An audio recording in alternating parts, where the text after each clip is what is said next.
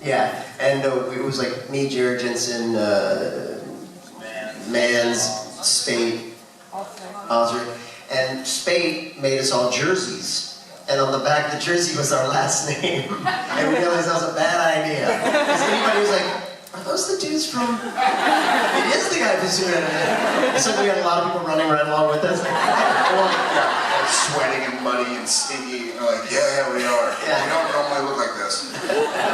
But yeah, what would you call us? That's your first name, Jared and Rob. Okay, very nice. That's good. That's a good answer. I like that. Yeah, thank you. And thank you. Hi, hello, I'm Anastasia. It's Hi. very nice to see you here. Thanks for coming. Thanks And for my having me. question is the following. So, if you could take one thing from the supernatural series and bring it to life, bring it to reality, so what would it be and why? The bunker. Yeah. Just because it's a cool space. Yeah, it's a cool space. We used it so much at the end there that it kind of felt homey. It felt like Sam's place. It did. You know? Yeah, so like being there, a lot to do, gee, I'm sweating. Yeah. Yeah, I'm sweating. The kitchen was cool. That table was the cool. big table room, the library. Yeah. There was something, even in long days, in those last several seasons, there was something that felt very peaceful to me about it. And we did so many episodes where Sam and Dean or whatever would be in like a random motel room, and they always felt icky. They weren't. They were clean and all that, like hotel sets, or hospital sets, or police precinct sets. But the middle of this bunker and Bobby's house, which has been gone for a while. But, Yeah. Bummer to see Bobby's house go. Yeah. I just got to that part. It gets worse, don't worry. I can imagine why though, because you never had a standing set. You never had a home base. You were just hotel room to hotel room. So it makes sense that like once you finally had a place to go, and I was in some of those later seasons where it felt good to sort of be there. And there's so many little spots you could recreate. What would I want to bring to life? I don't know. I mean, I guess it would be pretty cool to be God. That would be that kind of power. I mean, that'd be pretty awesome. Just go to an airport, go to TSA. Exactly. Yeah. That's not weed in my backpack.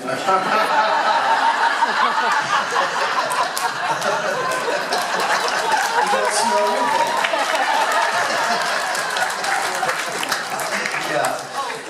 Yeah, that'd be cool, but I would be a benevolent God. I'd be a good God. I'd bring peace on earth and everything else. Not the way Chuck was at the end of the show. But yeah, I guess that and men of letters. Thank you, Anastasia. Thank you, yes. Thank you. I'm gonna turn the fan on because I'm like jet lag sweating or what? Yeah. Well, you're also wearing a knit cap. I'm just saying. I always do. No, not to be your father, but that's going to make you hotter.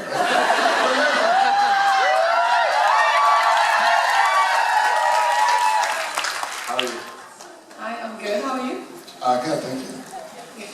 My question is that you have done a lot of follow-ups over the years. Yes, great question. Thank you. So my question is a two-part. One, what is your favorite like pose to the fans? Like one fan and then a group of fans. And then the other question. Oh, okay. Yes, first one. Yeah. 1A and B. 1A, I'm a big hugger. Like,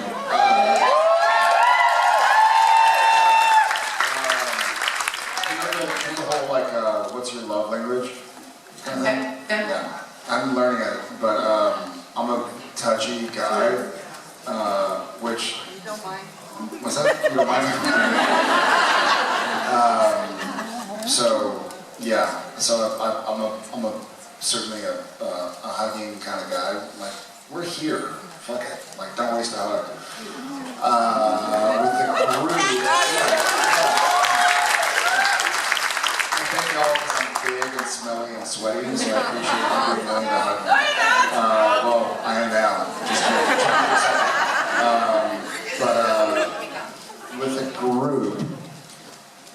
the Charlie's Angels Blue Steel is kind of fun. It's just goofy and silly and you know, act like a weirdo. I'm a hugger and I'm a weirdo, so same way between those two. Jared and I have a lot in common. And we do. Pearl Jam, awkward huggers. I love to hug. Like that's my sort of love language as well. And you know, and so I mean, there are people that come up and like, I'm like, what haven't we done? They're like, well, we have about 18 hugs, so we're gonna think of something else. But I do love hugging. That's my favorite. And then with group, yeah, I'm kind of a fan of boy band pose. Squad Like goals. trying to be, yeah. What up? What about you? I like hugs too. And the second part was, what is the most, like, not famous, but like the popular one, like the most people do, not maybe your favorite, but what have you seen like, the most of the years? What is the most requested? Maybe selfie? No, like pose. No, Selfie pose. Oh, okay. You know, I mean, people know that I hug, and probably Jared too, so that's the most sort of like, can we hug? Yeah.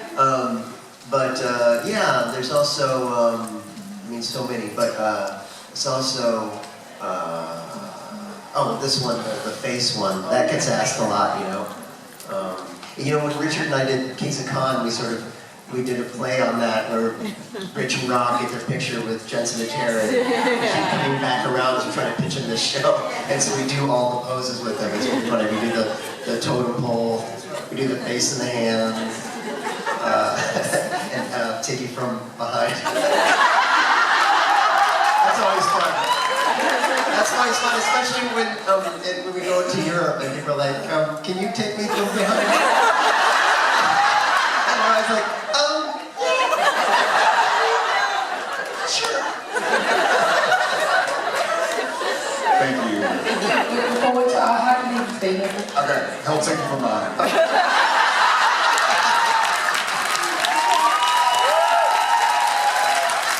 I was so little you wouldn't be able to tell him there. Someone's like, can we do prom photo or whatever? And I'm behind, I'm always like, Well, yeah, that's one of the funny things. Sometimes when people are first at a con, like first experience, they'll be like, okay, big group photo, and then someone will be like, Jared, this way. And I'm like, well, if I'm in front, like, you're not gonna fucking see anybody. You're like, Jared, come sit here. I'm like, okay, I'm fucking 6'5", guys.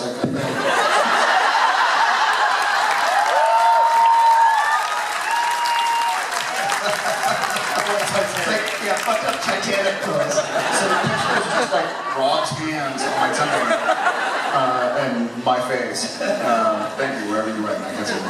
Hi, how are you? Hi, I'm a bit shaky because I just met Cass, so. Don't go to plastic surgery. I'm a drama teacher back home, and I teach elementary, so 5 years, 10, all of the school, 800 students. I wanted to ask, what was your favorite drama exercise, drama game that you used to do when you were at school? I know you did some theater, Jared, when you were at school. I did, yeah. Rob did more. Let me think about that. Do you have a... I mean, zip, zap, zop was Yeah. You guys do that? That was always fun. Zip, zap, zop, so it goes zip, zap, zop, you're in a circle and you're like, zip. Zip. And the person that receives the zip goes to another person, zap. Or zip. You go back and zip, zap, zop. You just like, it just keeps your brain thinking you're passing it. You're passing the zip, zap, zop. So you're receiving the information and giving the So information. focus on concentration, Yeah, basically. and it kind of teaches listening and seeing. Yeah. I see. If it helps, my kids, the older ones, love improv games. They really love improv. Yeah, improv games are amazing. I mean, improv itself is just such a great tool for actors to learn. I mean, and people. I mean, the number one rule of improv is yes and. So if him and I are doing an improv scene, and I go, you're the King of England, and I bow to you, and if he goes, no, I'm not, then This is the sell-up. exactly. The Office, the Ricky Gervais. Yeah. Where they do the improv. Yeah. He's like, there's been a murder on the 13th floor. He's like, we don't have the 13th floor. Exactly, like the worst improv. And so as a person, I always, like, I love hanging out with people who are good at improv, like, as a lot of my friends are improv people. It's just fun to be with people who are like, yeah. And also, Yeah, that may be similar. This is kind of improv, like the thing that I think I go to the most in my preparation, we would do something where everybody in the class would sit just cross-legged on the ground, and someone would stand up, and you have to, like, if everybody's sitting here, you'd be like, okay, and you're casually strolling, and so you just kind of like casually stroll until you get to this line, and be like, okay, you're casually strolling, and you think someone's following you, so you casually stroll and kind of like just throw a little glance around, kind of give a look. So, okay, you're casually strolling and you think someone's following you, and you have to go to the bathroom, whatever. So you're kind of like casually strolling, and but trying to point being, okay, and your right foot hurts. So you're casually strolling, you think someone's behind you, but you kind of go to the bathroom. But I mean, like, it'd be absurd stuff, like, and you have allergies, and so you're kind of like trying to work it all in, and it wouldn't be, the idea was to make it as realistic as possible, so you're not like, trying to make it subtle. Yeah. And so doing that kind of stuff, trying to make it not just like, hey, I'm angry, so I'm angry, but like, I'm angry, but I'm holding it back in, but I really want to fucking say it, but I'm not going to say it because we're in public. But I want to, like, trying to multi-layer it, and there was something also, my drama teacher when I was, my theater teacher when I was in high school, one of the ways he'd have people audition for plays that we didn't know yet. Like, we had like 6 or 7 people that were kind of in all the plays, but if somebody from football or from whatever, from nothing, not from nothing, from school would come audition, he wouldn't even have them read the scene. He'd have them get up in front of everybody, and say like, okay, sit in the chair, okay, listen to the mouse in the corner. Strange, right? And you see some people like, like really showy, and then you see some people just casually glancing towards it. He's like, okay, well, that's an actor. Like, they're listening. And Tom Hanks said something like that. Like, a lot of people can deliver lines. You can tell somebody, hey, I'm going to the store. I need you to say it like this, I'm going to the store. Oh, that's another thing. Like, how do you say one sentence 3 different ways? Yeah. Like, I'm going to the store, or I'm going to the store, I am going, like, how do you... going to the store. Different tonalities. I'm going, yeah. So just kind of ways to make it multi-layered, something that Rob does amazing, and he's done for many years.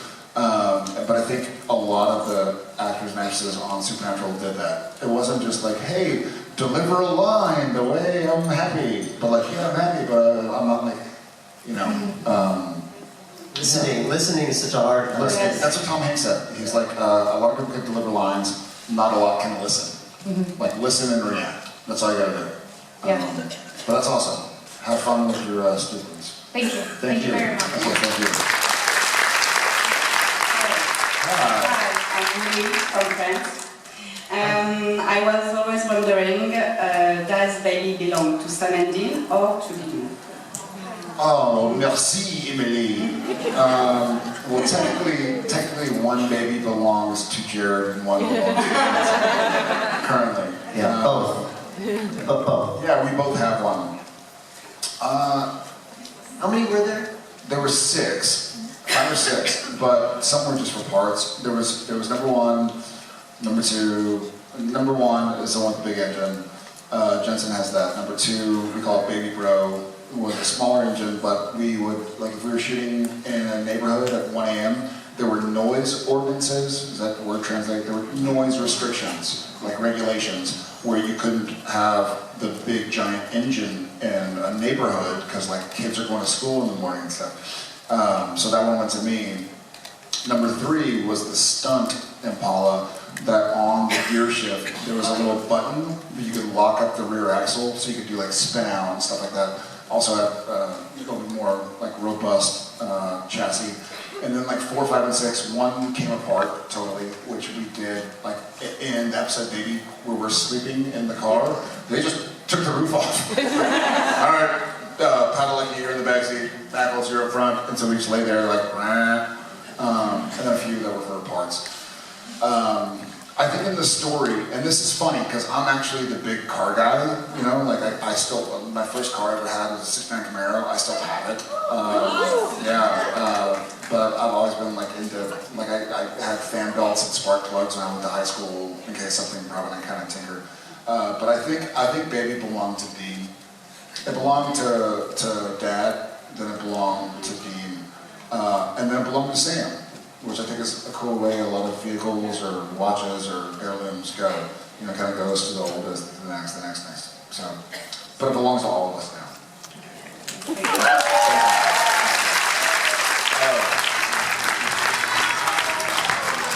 Well, I guess that's our time. Yes, Brady. Love you guys. Love you guys. Thank you.